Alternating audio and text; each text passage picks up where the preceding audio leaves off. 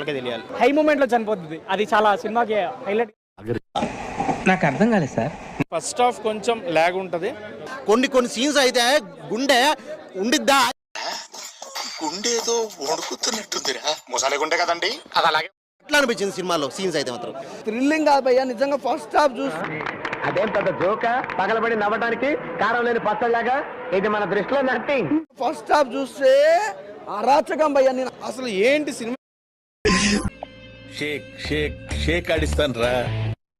కూడా ఇది performance wise చాలా బాగుంది బ్రో. Direction, screen. నేనంటే డబ్బు కక్కుతుపడి వాళ్ళ మాటలు నమ్మాను. నిన్ను హీరో అంటే ఎలా నమ్మావురా? కళ్ళ కింద క్యారీ బ్యాగ్ వేసుకుని. గ్రాఫిక్ తమన్నా ఇది మంచి పవర్ఫుల్ గా వస్తుంది. వచ్చిన శత్రుశక్తి ముందు ఓడి చూసారా సార్ డబుల్ యాక్షన్. అది ఆడనుకున్న తిరుపతి కోరిక తీర్చాలంటాడు.